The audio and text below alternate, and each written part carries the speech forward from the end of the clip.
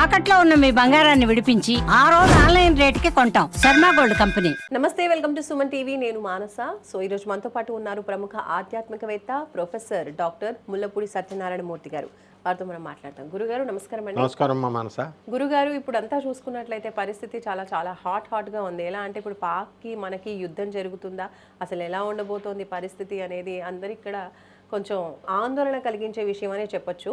మళ్ళీ ఇటువంటి పరిస్థితుల్లో అసలు జ్యోతిష్యపరంగా చూసుకున్నట్లయితే అటు మన మోడీ గారి జాతక ప్రకారం కావచ్చు, లేదా మన భారతదేశం యొక్క ఇప్పుడు జ్యోతిష్య ప్రకారంగా చూసుకున్నట్లయితే యుద్ధం జరిగే పరిస్థితులు ఏమైనా ఉన్నాయా? ఇప్పుడు ఇది మొదటిసారి కాదనమాట. అందుకే చాలాసార్లు జరిగినాయి ఈ అటాక్లు. అయితే ఆందోళన పొందాల్సినటువంటి అవసరం లేదు. నరేంద్ర మోడీ గారు ఎంత నిబ్బరంగా ఉన్నారు, చక్కగా స్టెప్స్, కాన్స్ట్రక్టివ్ స్టెప్స్ వేస్తున్నారు తెలివిగా. ఇంతకుముందు కూడా మనకి ఈ సర్జికల్ సర్చ్ అనేటటువంటిది జరిగింది. అంతకుముందు అది పాకిస్తాన్ వాళ్ళ పనే అంత అనమాట. ఎప్పుడైనా సరే వాళ్ళు మనకి ఈ ఆర్టికల్ 370 రాకముందు, మనం కాశ్మీర్ని స్వాధీనం చేసుకోకముందు వాళ్ళు ఏం చేసేవారంటే ఎప్పటికప్పుడు మన భారత సైనికులపైన, లేకపోతే మన భారత కాశ్మీర్లో ఉన్నటువంటి ప్రజల మీద, అక్కడ లోకల్గా ఉన్నటువంటి వాళ్ళ ఉగ్రవాదుల చేత దాడి చేపించేవారు. ఇది సంవత్సరాలు జరిగింది. అయితే మోడీ గారు వచ్చిన తర్వాత మనకి కాస్త స్టాప్ చేశారు.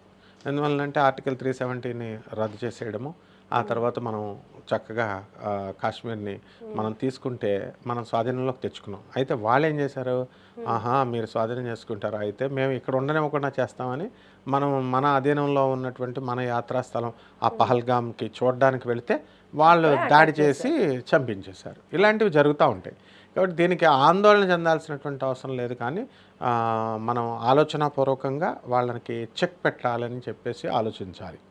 దాంట్లో భాగంగా మొట్టమొదట మనం నరేంద్ర మోడీ గారు ఏం చేశారంటే సింధు వాటర్ మనకి వాళ్ళకి ఒప్పందం ఉంది. ఆ ఒప్పందాన్ని రద్దు చేసి పారేశారు ఆయన. అంటే అది ఐక్యరాజ్య సమితిలో పెట్టాలి అసలు యాక్చువల్గా యుఎన్ఓలో డిస్కషన్ చేసి అప్పుడు రద్దు చేయాలి. కానీ ఆయన ఎంత డేర్ అండ్ డాషింగ్ స్టెప్ వేశారంటే మోడీ గారు, ఎవరిని అడగాల్సిన పని లేదు, ఏం చేసుకుంటే చేసుకోనండి. ఈవెన్ యుఎన్ఓ మద్దతు చూసే అసలు వీళ్ళు ఎలా తయారు చేస్తున్నారు పాకిస్తాన్ అని చెప్పి అటానమస్గా వాలంటీర్గా ఒక డెసిషన్ తీసుకొని రద్దు చేసి పడేశారు. ఫస్ట్ విజయం.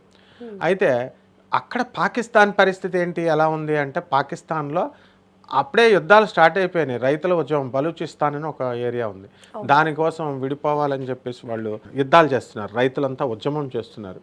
ఇప్పుడు ఎప్పుడైతే వాటర్ మనం అందకుండా చేసామో వాళ్ళకి, ఆ రైతులకు పొలాలన్నీ ఎండిపోతాయి. ఇంక ఇది కూడా యాడ్ చేసుకుని వాళ్ళు ఇంకా ఉద్యమం ఇంకా విజృంభించారు. అక్కడ ఉన్నటువంటి యువకులు, పాకిస్తాన్లో ఉన్నటువంటి యువకులంతా కూడా అసలు నిన్ను ఎవరు చేయమన్నారు, ఇదంతా ఉగ్రవాద దాడి అని చెప్పి మనకు భారతదేశానికి సపోర్ట్ చేస్తూ వాళ్ళు ఆ రాళ్ళు వేస్తూ పోలీస్ జీపులు, ప్రభుత్వం మీద ఆస్తుల్ని విధ్వంసం సృష్టించారు. ఈ విధంగా ఇంటర్నల్ ఉద్యమం జరిగింది. ఇలాగా ఈ ఉద్యమం ఏమవుతుందంటే రాను రాను విజృంభిస్తుంది. ఇప్పుడు ఇంతకుముందు ముషారఫ్ ఉన్నప్పుడు, ఆర్మీ జనరల్గా ఉన్నప్పుడు ఏం చేశాడు, నవాజ్ షరీఫ్ ప్రైమ్ మినిస్టర్గా ఉండేవాడు. అప్పుడు ఆయన మీద దాడి చేసి ముషారఫ్ ఆర్మీ అంతా కంట్రోల్ తీసుకొని ప్రధానమంత్రిని పదవీచ్యుతుడిని చేసేసి స్వాధీనం చేసేసుకున్నారు. ఇప్పుడు జరగబోయేది అదే అనమాట. ఇప్పుడు అతను నవాజ్ షరీఫ్ తమ్ముడు, ఇప్పుడు ఉన్నటువంటి ప్రధానమంత్రి మర్యాదగా చెప్పాడు, నాయన భారత్ జోలికి వెళ్ళొద్దు, రీసెంట్గా భారత్ జోలికి వెళ్ళొద్దు, ఎందుకంటే వాళ్ళు ఎంత శాంతికాములుగా, మోడీ అంత ముదురు, అందువల్ల తర్వాత నీ ఇష్టం అని చెప్పేశారు. కాబట్టి ఇప్పుడు జరగబోయేది ఏంటంటే, ఒకవేళ యుద్ధం కనుక వచ్చినట్లయితే డెఫినెట్గా ప్రధానమంత్రి పోస్ట్ అతనికి ఉండదు. యుద్ధం రాకుండా ఇప్పుడు సర్జికల్ వార్ జరుగుతూ ఉంటుంది. అంటే ఎలా అంటే, ఇప్పుడు ఆ ఏరియాల్లో ఇదంతా చేయించేది ఒకానొకప్పుడు 2009/11 అటాక్స్లో 2011 వరకు కూడా అమెరికా మనకి ఫుల్ యాంటీ దేశం, చైనా లాగా. అలాంటిది ఒసామా బిన్ లాడెన్ని వాళ్ళే ఉగ్రవాదాన్ని పోషించింది అమెరికానే.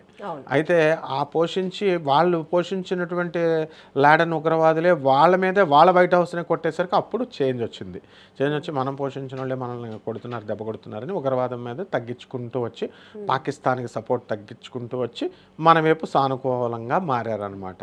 రష్యా ఎప్పుడు మన ఫ్రెండే. కాబట్టి ఈ విధంగా టర్కీ దేశం కూడా మొన్న వాళ్ళు యుద్ధ విమానాలు అన్నీ వస్తే భారతదేశంతో యుద్ధం వద్దని చెప్పేసి వెనక్కి వెళ్ళిపోయారు. నెక్స్ట్ రెండవది, పాకిస్తాన్లో 50,000 మంది సైనికులు రిజైన్ చేసేసారు, మేము భారత్తో యుద్ధం వద్దని. 2,000 పైగా స్క్వాడ్రాన్ లీడర్లు, తర్వాత వింగ్ కమాండర్స్, ఇలాంటి స్థాయిలో ఉన్నటువంటి ఆర్మీ ఆఫీసర్స్ అందరూ కూడా రిజైన్ చేసి పారేశారు. రిజైన్ చేసేసి ఆర్మీ, నావల్, మార్షల్, ఈ యొక్క ఎయిర్ ఫోర్స్ మొత్తం అందరూ కూడా అసలు యుద్ధం వద్దు అని చెప్పేసి పాకిస్తాన్ ప్రధానినే వాళ్ళు తిడుతూ వాళ్ళు భారతదేశం మీద ఎట్టి పరిస్థితుల్లో యుద్ధం వద్దు అని చెప్పారు. ఎందుకంటే వాళ్ళకి పవర్ అర్థమైపోయింది. నెక్స్ట్ మన పవర్ అర్థమైంది. నెక్స్ట్ చైనా కూడా సపోర్ట్ చేద్దామని చెప్పి వచ్చింది, కానీ చైనా కూడా ఒక అడుగు వెనకం చేస్తుంది. ఎందుకంటే అక్కడ మనకి అమెరికా సపోర్ట్ ఉంది, రష్యా సపోర్ట్ ఉంది, అన్ని దేశాలు కూడా మనల్నే బలపరుస్తున్నాయి. ఐక్యరాజ్య సమితి కూర్చొని శాంతిగా చేసుకోవాలని నీతి కబుర్లు చెప్తుంది. సో దాన్ని కూడా మనం ఖాతరు చేయకుండా మనం జాగ్రత్తగా చేసుకుంటూ వచ్చాం కాబట్టి వాళ్ళు వెనుకంజ వేశారు. అసలు ఇప్పుడు ఈ యొక్క జ్యోతిషపరంగా నరేంద్ర మోడీ గారి యొక్క వృశ్చిక రాశి ఈ మే 14 లోపల ఆయన తీసుకునేటటువంటి డెసిషన్స్ ఎలా ఉంటాయంటే, గురుడు సప్తమ స్థితిలో వృషభ రాశిలో ఉన్నాడు. వేసే ప్రతి స్టెప్ డేర్ అండ్ డాషింగ్ వేస్తాడు. ఇప్పుడు అందరినీ పాకిస్తాన్లో ఉన్నటువంటి ఉగ్రవాదులను, ఆ బార్డర్లో ఉన్నటువంటి ఉగ్రవాదులను అందరినీ కూడా వేరు వేస్తాడు. ఇంకెప్పుడు మళ్ళీ పాకిస్తాన్ మాట్లాడకుండా, ఎదురు తిరగకుండా పర్మనెంట్గా నోరు స్తంభనం చేస్తాడనమాట.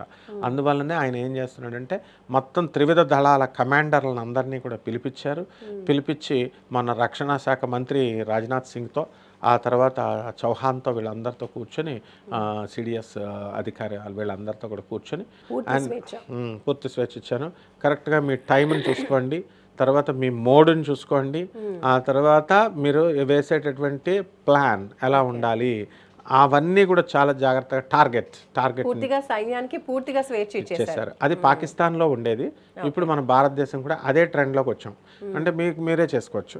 అప్పుడు పాకిస్తాన్ బార్డర్లో ఉన్నటువంటి ఈ ఉగ్రవాదులు స్థావరాలు ఉంటాయి కదా, అవన్నీ ఏరేస్తారు, తీసేస్తారు. ఇప్పుడు భారత్ పేరు మీద కూడా మనకి జాతకం చాలా అద్భుతంగా ఉంది. ఇప్పుడు ఆల్రెడీ మనం 3rd సూపర్ స్టార్ అయిపోయాం ఎకనామిక్స్ రంగంలో.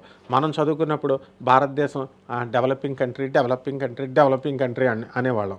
ఇప్పుడు ఆల్రెడీ డెవలప్డ్ కంట్రీ మనం. మన సత్య నాదెల్లా మైక్రోసాఫ్ట్ సీఈఓగా ఉన్నాడు అమెరికన్ కంపెనీకి.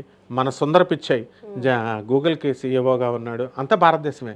మనకి అక్కడికి వెళ్ళినటువంటి కమలా హ్యారిస్ మన మనిషి, తర్వాత సునీత విలియమ్స్ మన మనిషి, ఇంకా ఎవరిని తీసుకోండి మొత్తం భారత సంతతికి చెందినటువంటి వాళ్ళే. కాబట్టి మన దగ్గర మిసైల్స్ ఉన్నాయి, మన దగ్గర న్యూక్లియర్ బాంబ్స్ ఉన్నాయి, అన్నీ ఉన్నాయి. మన యొక్క సహనము, మన యొక్క మంచితనమే అమెరికాని మన వైపు తిప్పింది, రష్యాని మన వైపు తిప్పింది, చైనా కూడా ఇంకా భయపడుతోంది. సో ఈ విధంగా అన్ని దేశాలు, అగ్రరాజ్యాలన్నీ కూడా మనకే సపోర్టు, మనమే ఒక అగ్రరాజ్యంగా ఎదిగిపోయాం. అందువలన ఎట్టి పరిస్థితుల్లో అమెరికాలో ఉన్నటువంటి సాఫ్ట్వేర్ ఇంజనీర్లు, మేధావులు అంతా మన వాళ్ళే కాబట్టి వాళ్ళకి బాగా తెలుసు మనం అంటే రెస్పెక్ట్ ఉంది. కాబట్టి ట్రంప్ కూడా మనకే అనుకూలం ఈ విషయంలో. కాబట్టి ఎట్టి పరిస్థితుల్లో మనం కంగారు పడాల్సిన అవసరం లేదమ్మా. జాతకం మనకే పర్ఫెక్ట్గా ఉంది. మే 14 లోపల ఇది అంతా తేలిపోతుంది. ఎందువల్లంటే అటాక్ నో వెనకడుగు అనమాట. That is Narendra Modi. వీరబ్రహ్మేంద్ర స్వామి గారి కాలజ్ఞానం ప్రకారం, అలాగే నాస్ట్రడామస్ ప్రకారం కూడా ఇప్పుడు 2025లో యుద్ధం జరిగే పరిస్థితులు ఏమైనా కనిపిస్తున్నాయా? అసలు ఏముంది? వంగా బాబా గారు నాస్ట్రడామస్ ప్రకారము, ఆ తర్వాత మన పోతులూరు వీరబ్రహ్మేంద్ర స్వాముల వారు ఏం చెప్పారంటే 2025 నుంచి, అంటే శని మీనరాశిలో వచ్చిన దగ్గర నుంచి మనకి యుద్ధాలు జరుగుతాయి అన్నారు. అర్త్క్వేక్స్ వస్తాయన్నారు, వచ్చింది. మైనార్ థాయిలాండ్లో, బ్యాంకాక్లో వచ్చింది. ఇస్లామాబాద్, పాకిస్తాన్ అదే ఇస్లామాబాద్లో వచ్చింది.